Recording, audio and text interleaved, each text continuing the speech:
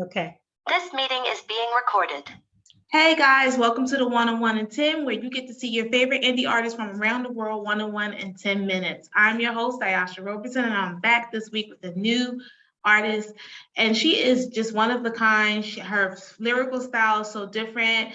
This is the first time I'm interviewing someone that has this African beat style that just got this little flowiness to it. I love her music. I love her style. Without further ado, let me please welcome Janelia Soul to the show. Yay! Hello, everyone. Nice to be here. And nice to be on the show. Can you tell all the listeners, how did you start out in the music industry and what were your musical influences? Okay. Well, in terms of starting out in the music industry, I actually started out when I was in college. I went to HBU, and while I was there, I had the opportunity to audition for some local bands that were looking for a backup singer. Mhm. So that would say that would have to be my official professional kickoff into the music industry, because I didn't know anything about the music industry. Actually, I grew up in Nigeria, so I didn't know anything about the music industry here in America. So it was nice to be able to get that gig, and being a backup singer in that band opened my eyes to a whole world of music and musicians and clubs and booking agents and all that good stuff. Yes, yes, yes. And I see that I did a little research on you, some homework. You're living in the Baltimore area, so they have a different infusion of music with the go-go style. And you have that, you just have a different style of music, and you have so many different cultures. So what were your musical influences growing up? Number one is Fela Kuti, the Oh. pioneer creator of Afrobeat music. Yes, yes. And then my father was, my father, he passed, so I have to refer to him as was.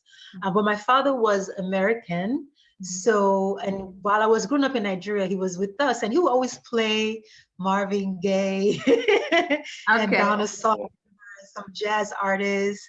So I was a little bit exposed to some of the American artists and musicians while I was growing up in Nigeria.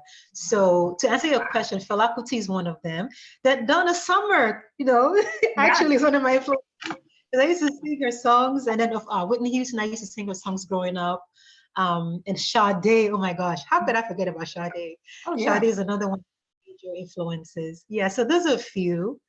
Yeah, that's a lot. And I could definitely see within your music how you have gravitated and taken that old style of the R&B music and also infuse it with your Afro beat as well. And I think that's what makes your musical style so unique and different. Thank you. Now, you're welcome. Now let's talk a little bit about Bedroom Magician. I know that you had some albums in the past, Love and Hate. Can you tell me a little bit about how your music has evolved over the past years? Well, I've always written about things that are dear to my heart. Like I'm the kind of person that I speak my heart. People say I wear my heart on my sleeves. And I think that has been my approach to music and songwriting. And that's why you will hear some songs where I'm singing about affirmations. And then you hear someone I'm singing about Bedroom Magician. Yeah. You hear someone singing about things that get better. It's not because I'm bipolar or anything like that. I'm all over the place. No. Whenever I find something, I feel it so passionately, and I just write a song about it. And that has been the way my music has evolved. And quite frankly, I think that's pretty much going to be the story of my life, because I'm going to write about things that I feel that I'm passionate about. Right. And I think that's a great thing as an artist, you're evolving. So I'm able to hear how you were back in 2016 with Love and Hate. And then, I feel so honored.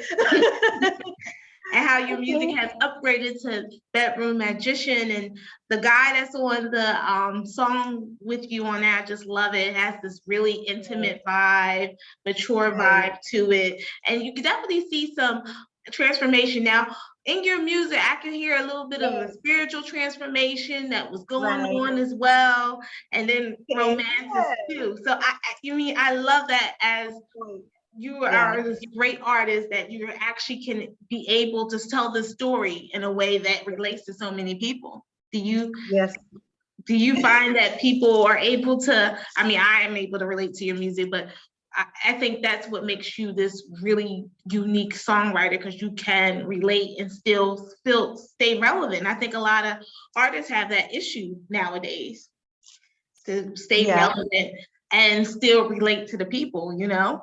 Can you tell me about, what'd you say? That's a challenge, yeah. Yeah, definitely a challenge. And I think too, as artists, you know, we want to stay popular. We want to go with the musical flow where it's moving towards, because, you know, even mainstream artists evolve, and sometimes their music changed from where they were 10 years ago to now where they are now, you know what I mean? They be talking about thong, and then, and then 10 years later, they're talking about stop the violence, increase the peace, you know what I mean? So you do That's so true. In the artist personally, and in the music as well. Can you tell me about any new music you have coming up for 2022? For 2022, actually, not new music, but a new video. Oh. I made a decision that I want to explore collaborating with other artists. So I'm not going to release anything until I'm able to collaborate with someone, basically. So that's in the works. I'm hoping that it will happen before the end of the year, but I can't really say this is the song or this was going to be called or who's the artist, because I don't know. We're still in the works of process of doing that. However, there is a song that I recorded maybe 6 years ago, titled Coco. And it's one of our favorite songs to perform live, because there's always a story behind that song before I perform it. But for some reason, it just never made it up to iTunes and the digital space. I released it as a CD when it was released, and I sold it at shows, but I never released it like on any digital platform like Spotify or iTunes. So I was like, you know what? This is a very beautiful song that our fans love. Why not shoot a music video for it and then put it on Spotify? So it's going to be new to everyone, but for my diehard fans that come to our shows, it's not going to be new for them. They know this. They know the songs, or the song like off the top of their head. Sometimes they sing along during concerts. So yeah, so it's new in a way, but then again, not really. Well, I'm excited. I'm excited to see the video. I'm excited to see the new collaborations as well, guys. If you want to collaborate with her, make sure you check out her website. Can you tell the audience what's your website so they can get in contact with you? Yes, everything is Janelia Soul. So my artist website is janeliasoul.com. I have a merch store, that's janeliasoul.store, and I social media is Janelia Soul. Instagram, Twitter, Facebook, LinkedIn, everywhere, Janelia Soul. I'm excited. So I am so excited for you. Blessings to you, Janela, with all the new great things that are coming to you in 2022. And thank you so much for being on the show. I definitely have to have you on a follow-up show before the end of this year. And guys, thank you for watching the 101 in 10, where you get to see your favorite indie artists from around the world, 101 in 10 minutes. Again, I'm your host, Ayasha Roberson. Make sure you connect with me on social media as well. And you never know who will be on our show next week. Stay tuned. Expect the unexpected, guys. And peace.